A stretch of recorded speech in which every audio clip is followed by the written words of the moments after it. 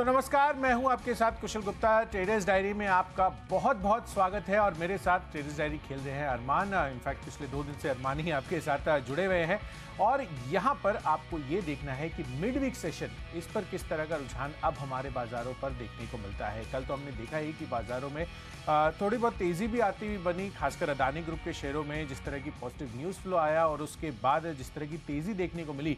अब देखना होगा कि क्या और कोई पॉजिटिव न्यूज़ आती है इस पर तो हमें ये चीज़ का ध्यान रखना है। पर साथ ही सबसे बड़ी चीज़ आज जो फोकस में रहेगी वो है आरबीआई का जो ब्याज दरों पर फैसला आने वाला है, वो निर्धारित करेगा कि आज बाजार की चाल किस तरह से रह सकती है। एटलीस्ट फर्स्ट हाफ में आपको थोड़ा कॉशियसली ट्रेड करना होगा क्योंकि पॉलिसी का इंपैक्ट भी आता हुआ नजर आएगा, पर डेफिनेटली सेकेंड हाफ जो है वो कहीं ना कहीं निर्धारित करता हुआ दिखेगा कि क्लोजिंग फाइनली क्या रह सकती है। अरमान, आपका क्या कहना है इस पर? देखिए, अगर आप देखेंगे कि आरबीआई का पॉलिसी की जो हमने भी महापोल करवाया उसमें एक चीज़ तो क्लियर है, एक चीज़ क्लियर है कि वो सभी यही बोल रहे हैं कि लगभग 25 बेसिस पॉइंट बढ़ने का अनुमान है और उसी के साथ एक चीज़ क्लियर है कि वो सभी यही बोल रहे हैं कि लगभग 25 बेसिस पॉइंट बढ़ने का अनुमान है और उसी के साथ साथ इंटरेस्टिंग चीज़ ये भी है जहाँ पर आपको ध्यान रखना है, क्योंकि हम ये सोचते हैं कि शायद आगे और बढ़ सकता है, तो उसमें भी सबका मत यही है कि इसके बाद जो है पॉलिसी नहीं बढ़ेगी। पॉलिसी की जो दरें हैं ये 25 बेसिस पॉइंट बढ़ने के बाद इसके बाद नहीं बढ़ेगी और उसी के साथ साथ सबका अगर आप देखेंगे डिवाइडेड है, बिल्कुल इक्वली डिवाइडेड है। इसमें वो बोल रहे हैं कि क्या इन्फ्लेशन या फिर जीडीपी के फोरकास्ट के डेटा को रिवाइज किया जाएगा, तो वहां पे आप देखेंगे दोनों इक्वली डिवाइडेड है। तो एक चीज तो क्लियर है कि सब ये बोल रहे हैं कि अगर आप 25 बेसिस पॉइंट जो है वहां पर वो बढ़ने वाला है और सबका मत ये भी है कि इसके बाद जो है वो पॉलिसी रेट्स नहीं बढ़ेंगे। बिल्कुल, तो चलिए देखना होगा कि फाइनल आज क्या फैसला निकल कर आता है। 9:45 मिनट से इस पूरी की पूरी जो पॉलिसी है हमारी लगातार लाइव कवरेज आपके साथ पहुंचती हुई नज़र आएगी, तो इस पर नज़र रखिएगा और बाजार किस तरह से इस पर रिएक्ट करते हैं, उसकी क्या प्रतिक्रिया रहती हैं, लगातार हम इस पर अपना फोकस बनाए रखेंगे। तो चलिए, ये तो हो गई सेटअप की बात कि किस तरह से आज हमारे बाजार ट्रेड करते हुए नजर आएंगे, पर इसको ध्यान में रखकर और काफ़ी सारे पोस्ट मार्केट नंबर्स भी आए हैं, किस तरह का रिएक्शन वहां पर देखने को मिलेगा, इस हिसाब से हमने अपनी पूरी की पूरी टीम आज डिज़ाइन की है। तो चलिए सबसे पहले शुरुआत कर लेते हैं कैश सेगमेंट के स्टॉक से। अरमान, आप बताएं कि आपने कौन सा स्टॉक चुना? देखिए, कैश सेगमेंट में जो मैंने स्टॉक चुना है वो है फिनिक्स मिल्स। एक तो आपको नतीजे काफ़ी बढ़िया दिखेंगे, तो नतीजे जो बढ़िया है उसका तो सारा मिलना ही है। आपको रेवेन्यू में आपको बढ़िया बढ़त दिखेगी, 61% के आसपास की बढ़त दिखेगी। मार्जिन 43% से बढ़कर 48% पर आते हुए दिखे हैं। पर इंटरेस्टिंग चीज़ क्या है, जो नतीजे आए हैं मेरे लिए वो ज़्यादा इंपॉर्टेंट हो जाता है कि एक तो नतीजे तो अच्छे हैं, उसी के साथ साथ क्या वो सस्टेनेबल है। तो अगर आप देखेंगे इनका फिनिक्स जो कैडियल इन्होंने इंदौर में एक जो मॉल खोला था, सिर्फ 2 महीने में ही आपको देखेंगे लगभग 50% की आपको लगभग ओवरऑल ऑक्यूपेंसी आती हुई दिखी। और आने वाले समय में अहमदाबाद में देख लीजिए, बेंगलोर में देख लीजिए, आने वाले समय में वहां पर भी आपको दिखेगा, वहां पर भी इनके मॉल्स आने वाले और इनकी लगातार जो कैपेसिटी है वहां पर इतनी बढ़िया हो रहती है। उस हिसाब से यहां पर डेफिनेटली आपको बाय करना चाहिए। टारगेट रखेंगे 1475 का और टारगेट रखेंगे 1420 का। कैश में मैंने फिनिक्स मिल्स लिया है। कुशल, आपने? चलिए, तो फिनिक्स मिल्स के तो शानदार नंबर्स आए हैं, उसके हिसाब से अरमान आपको कह रहे हैं कि यहाँ पर अच्छे आपको रिएक्शन देखने को मिल सकता है। बाजार का मूड माहौल भी पॉजिटिव लग रहा है। एसजीएक्स निफ्टी भी हरे निशान में कारोबार करते हुए दिख रहे हैं, तो देखना होगा कि आज किस तरह से ये ट्रेड करता है। चलिए, कैश सेगमेंट से मेरी तरफ से है वंडरला हॉलीडेज, यहाँ पर आपको नजर रखनी है। दरअसल अम्यूजमेंट पार्क से जुड़ी हुई कंपनी है और जितनी एक्सपेक्टेशंस थी उससे कहीं ज़्यादा नंबर्स, बहुत ही शानदार नंबर्स वंडरला हॉलीडेज़ के आते हुए दिख रहे हैं। सबसे पहले मैं आपको बताऊं, मार्जिन्स 29.5% से बढ़कर लगभग 50% पर आते हुए दिख रहे हैं। साथ ही कंपनी का मुनाफा 4.5 करोड़ का था ये केवल आंकड़ा, और इस बारी आप देखिए 39 करोड़ पर पहुंचता हुआ दिख रहा है।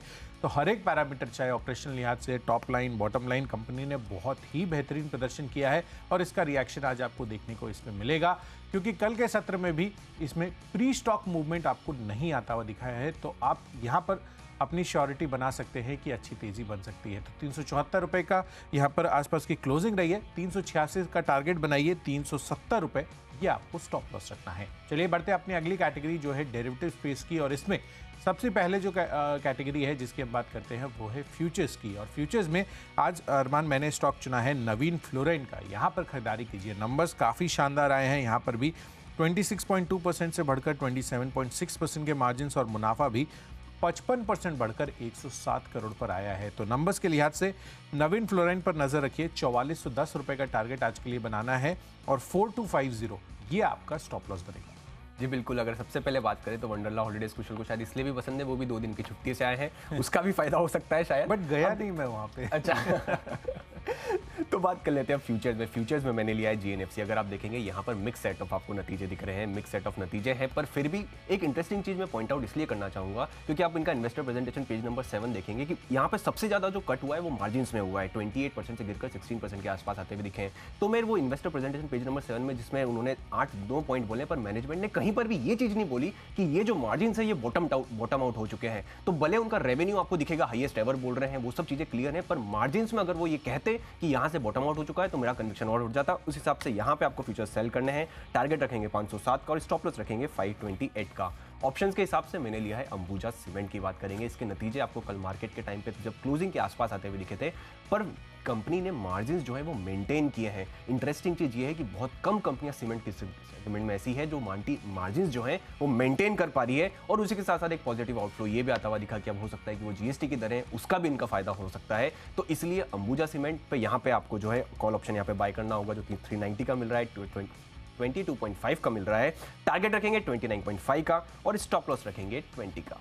बिल्कुल अरमान, और सीमेंट तो आप ट्रैक भी करते हैं, तो जिस तरह के नंबर्स आए हैं तो मुझे तो लग रहा है कि आप डबल कन्विक्शन के साथ अंबुजा सीमेंट दे रहे हैं। बिल्कुल बिल्कुल डेफिनेटली। तो चलिए, अंबुजा सीमेंट डबल कन्विक्शन आता हुआ दिख रहा है, यहाँ पर फोकस रखिए नंबर्स के लिहाज से, और जिस तरह से जीएसटी पर खबर बताई अरमान ने आपको, यहाँ पर आपको फोकस रखना है। चलिए, ऑप्शंस कैटेगरी में मेरी तरफ से मैं भी अपना कॉल बता देता हूँ। ओएनजीसी, यहाँ पर आपको खरीदारी करनी है। ओएनजीसी में खरीदारी करने की सबसे बड़ी वजह कल के सत्र में जिस तरह से कच्चे तेल में उछाल आया है उस पर फोकस रखिए। लगभग 4% की दमदार तेजी वहाँ पर देखने, तो ऑयल प्रोड्यूसर के लिहाज से तो यहाँ पर फायदा होगा ही, साथ ही बंगाल बेसिन में इनको गैस का भंडार भी मिलता हुआ नजर आया, ऐसा कंपनी एग्जीक्यूटिव का बयान आता हुआ दिख रहा है। तो यहाँ पर फोकस रखिए, तो कहीं ना कहीं यहाँ पर आपको नज़र रखनी है। तो इसके साथ साथ आपको ये भी ध्यान रखना है, जो बाइडेन अभी बस कुछ ही देर में संबोधन भी करने वाले हैं, तो यहाँ पर आपके सामने लाइव तस्वीरें भी इसकी आ रही है, तो इस पर नज़र रखिए, क्या कहते हैं, किस तरह का डायरेक्शन देते हैं, ये हमारे लिए काफ़ी अहम हो जाएगा, तो इस पर आपको फोकस रखना है। तो चलिए, इसी के साथ साथ हमने पहली 3 कैटेगरीज तो आपके साथ डिस्कस कर ली है, कैश, फ्यूचर्स और साथ ही ऑप्शंस की। बढ़ते अपनी अगली कैटेगरी जो है टेक्नोपिक, और अरमान से जानते हैं कि उन्होंने इस कैटेगरी में कौन सा स्टॉक चुना है। देखिए, टेक्निकली मैंने चुना है कॉनकॉर। कैश की बात कर रहा हूँ, वहाँ पर अगर आप देखेंगे ओवरऑल चार्ट जो पैटर्न है वो आपको काफ़ी बढ़िया दिख रहा है। तो यहाँ पे आपको टारगेट रखना होगा 644 का और स्टॉप लॉस रखेंगे 620 का। और अगर आप ओवरऑल अगर एक महीने का भी चार्ट देखेंगे तो आपको कंफर्टेबली यहाँ पे कंफर्ट दिखेगा। इस हिसाब से कॉनकॉर आपको बाय करना होगा। टारगेट रखेंगे 644 का, स्टॉप लॉस 620 का। बिल्कुल, तो चलिए, कॉनकॉर, इस पर तो फोकस रखना है। और इस बीच आप देख रहे हैं कि जो बाइडेन यूएस प्रेसिडेंट वो संबोधित करते हुए नज़र आ रहे हैं, उससे जुड़ी हुई जो खबरें हैं वो आपकी स्क्रीन पर आती हुई दिख रही हैं। तो चलिए, मैं अपने इस नेक्स्ट कैटेगरी की शुरुआत कर लेता हूं। तो टेक्नोपिक के लिहाज से मेरी तरफ से है एचडीएफसी लिमिटेड। यहाँ पर आपको फोकस रखना है, जहाँ पर टेक्निकली जो काउंटर है वो काफ़ी स्टेबल दिख रहा है, और मुझे लग रहा है कि आज यहाँ पर बाजार के मूड माहौल में अच्छी तेज़ी भी बनती हुई नजर आ सकती है। 2781 रुपये के टारगेट के लिए खरीदारी करनी है, 2650 रुपये आपको यहाँ पर स्टॉप लॉस लगाकर चलना है। चलिए, बढ़ते अपनी अगली कैटेगरी जो है फंडा पिक, और फंडा पिक के लिहाज से एक बेहतरीन सीवी प्ले अशोक लेलैंड, ये मुझे काफ़ी पसंद आ रहा है। इसके पहले भी काफ़ी बारी मैंने आपको ये रेकमेंड किया है, पर टारगेट्स अब रिवाइज होते हुए दिख रहे हैं। 190 रुपये के टारगेट्स मैं अब देता हुआ नजर आ रहा हूं, क्योंकि यहाँ पर मुझे बुलिश सेंटिमेंट बनता हुआ दिख रहा है, और जो डिमांड है वो काफ़ी इंटैक्ट है। जिस तरह से इसके जो आपको जनवरी के सेल्स डेटा आते हुए दिखे थे और जो नंबर्स आने की एक्सपेक्टेशंस है, वो कहीं ना कहीं मुझे लग रहा है कि अच्छी तेज़ी बन सकती है आने वाले तिमाहियों के हिसाब से। तो अशोक लेलैंड खरीदारी करके चलिए, अगले 1 साल में 190 रुपये के टारगेट यहाँ पर आते हुए दिख सकते हैं। अरमान, फंडा पिक?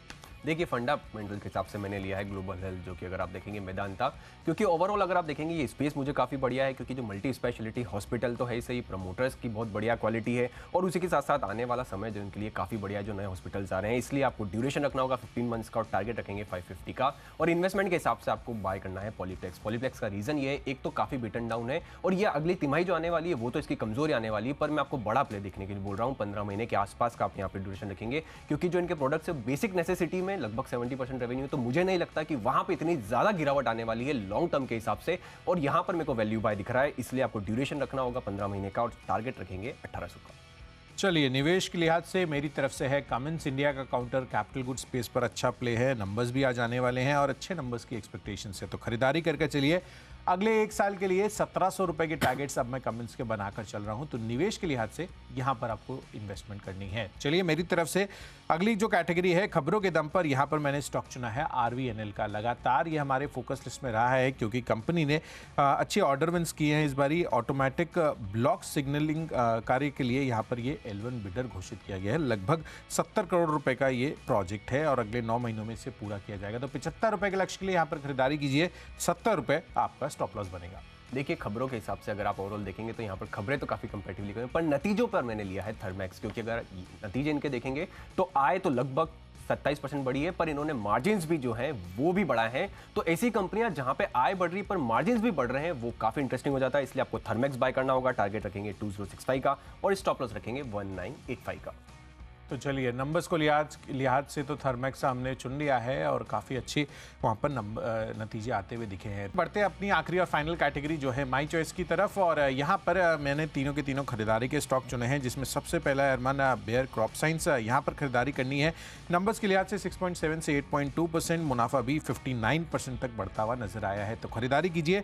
4620 रुपए के टारगेट के लिए 4450 का आपको स्टॉप लॉस रखना है। दूसरा कॉल है किर्लोस्कर फेरस पर। यहाँ पर भी मार्जिन में इंप्रूवमेंट है करीबन 2% की, और साथ ही कंपनी का मुनाफा भी 27% की ग्रोथ के साथ 103 करोड़ पर आता हुआ दिख रहा है। तो नंबर्स के लिहाज से अच्छे हैं। 400 का टारगेट बनाइए, 382 रुपए का स्टॉप लॉस रखिए। और आखिरी कॉल है क्रेडिट एक्सेस ग्रामीण पर। यहाँ पर भी प्रॉफिटेबिलिटी मैट्रिक्स पर काफ़ी अच्छा प्रदर्शन रहा है और साथ ही कंपनी का सालाना आधार पर मुनाफा देखेंगे तो 217 करोड़ पर अब आ गया है। 85% की ग्रोथ हमें देखने को मिली है। तो खरीदारी कीजिए। 930 रुपए का टारगेट यहाँ पर भी, 890 रुपए आपको यहाँ पर स्टॉप लॉस। देखिए माई चॉइस में सबसे पहला स्टॉक लिया है रिट्स लिमिटेड, क्योंकि आप देखेंगे ऑर्डर बुक वैल्यूएशन और जिस सेगमेंट में है वो काफ़ी बढ़िया है। उस हिसाब से डेट फ्री तो है ही सही, तो इसलिए आपको ड्यूरेशन में यहाँ पे दे रहा हूँ 18 महीने का और टारगेट रखेंगे 480 का। सेकंड स्टॉक है यूनाइटेड ड्रिलिंग। ये स्टॉक मैं पहली बार दे रहा हूँ क्योंकि अब 2 दिन पहले इनका एक सर्कुलर आया था, उसमें इन्होंने एक टाइप किया है। वो टाइप से ये बोल रहे हैं कि FY24 के बाद जो है लगभग 200 से 300 करोड़ का एडिशनल जो है बिजनेस सिर्फ उसी सेगमेंट से आ सकता है। तो अगर आप ओवरऑल इनका रेवेन्यू FY22 का 164 करोड़ था, तो मेरे हिसाब से अगर इस पे कुछ भी अगर जरा सा भी बिट होता है तो काफी बढ़िया हो सकता है। इसलिए यूनाइटेड ड्रिलिंग आपको बाय करना होगा। टारगेट रखेंगे 290 का, ड्यूरेशन रखेंगे 1 साल का, और इसमें आशीष चुचुलिया साहब का भी जो है हिस्सेदारी मेंटेन्ड है। इंडियन होटल आखिरी में अगर आप देखेंगे तो टेक्निकली अगर आप देखेंगे नतीजे तो काफी बढ़िया ही है, फिर ऊपर से गिरा भी है, पर अब टेक्निकली अगर आप देखेंगे तो अच्छा यहाँ से दिख रहा है, बढ़िया चार्ट पैटर्न दिख रहा है यहाँ पर। टारगेट रखेंगे 326 का और स्टॉप लॉस रखेंगे 313.5 का। बिल्कुल। तो चलिए हर एक स्टॉक को लेकर डिटेल डिस्कशन तो हमारी तरफ से हो गई है, पर एक जल्दी से क्विक रिकैप ले लेते हैं। सबसे पहले कैश सेगमेंट से मैंने स्टॉक चुना है नतीजों के लिए आज से वंडरला हॉलीडेज। साथ ही नवीन फ्लोराइन ने भी काफ़ी अच्छा प्रदर्शन किया है, तो यहाँ पर भी खरीदारी कीजिए। ONGC कच्चे तेल में जो बढ़त रही है कल के दिन में, कॉल ऑप्शन खरीद कर चलिए। HDFC लिमिटेड यहाँ पर खरीदारी कीजिए। चार्ट स्ट्रक्चर स्टेबल लग रहे हैं। अशोक लेलैंड अगले 1 साल में 190 रुपये के टारगेट दिखा सकते हैं, और सिमिलर अवधि के लिए ही कमेंस इंडिया यहाँ पर भी फोकस रखिए। आज इसके नंबर्स भी आने वाले हैं। RVNL 75 रुपये का टारगेट बनाइए। L1 बिडर घोषित हुआ है एक ऑर्डर के लिए। साथ ही माई चॉइस कैटेगरी में Bayer crop science, Kirloskar ferrous और क्रेडिट एक्सेस ग्रामीण में आपको खरीदारी कर चलनी है। नंबर्स के लिहाज से काफ़ी शानदार प्रदर्शन रहा है, और बेस्ट पिक आज के लिए बन रहा है मेरा कमेंस इंडिया का। नंबर्स अच्छे एक्सपेक्टेड हैं। कैपिटल गुड स्पेस की कंपनी है, बेट कर चल सकते हैं एज ए बेहतरीन पोर्टफोलियो पिक 1700 के टारगेट के लिए। देखिए कर लेते हैं रिकैप। कैश में आपको फिनिक्स मिल्स पे बाय करना होगा क्योंकि जो बढ़िया नतीजे आए थे, आउटलुक भी बढ़िया है। फ्यूचर्स में GNFC को हम सेल करेंगे क्योंकि जो कमजोर नतीजे हैं और मार्जिन्स पर कोई बेहतर आउटलुक नहीं है। ऑप्शंस में अंबुजा सीमेंट का कॉल ऑप्शन हम बाय करेंगे बढ़िया नतीजों के चलते। टेक्निकल के हिसाब से कॉनकॉर बढ़िया दिख रहा है। फंडामेंटली ग्लोबल हेल्थ जो कि मेदांता है वो काफ़ी बढ़िया स्पेस में है। इन्वेस्टमेंट के हिसाब से पॉलीप्लेक्स, क्योंकि जो सेगमेंट में बेसिक नेसेसिटी का जो फोकस है और काफ़ी गिर चुका है, तो यहाँ से बढ़िया पिक दिख रहा है। खबरों के हिसाब से थर्मैक्स जो कि बढ़िया नतीजे हैं, और माई चॉइस में रिट्स लिमिटेड, यूनाइटेड ड्रिलिंग और इंडियन होटल, तीनों पे अगर आप देखेंगे फंडामेंटली आपको बढ़िया स्टोरी दिख रही है। इन सब में सबसे मेरा बेस्ट पिक होगा वो है ग्लोबल हेल्थ, क्योंकि मेदांता, क्योंकि जो इनका फ्यूचर का आउटलुक है और जो इनकी USB है उसमें काफ़ी बढ़िया सपोर्ट है। बिल्कुल। तो चलिए हमारी तरफ से तो रिकैप हो गया है, बट बाजारों पर किस तरह की रणनीति बनानी है आपको यहाँ पर फोकस रखना है, क्योंकि RBI की बड़ी पॉलिसी पर फैसला आते हुए दिखेगा। तो देखना होगा कि इसका रिएक्शन हमारे बाजारों पर क्या होता है।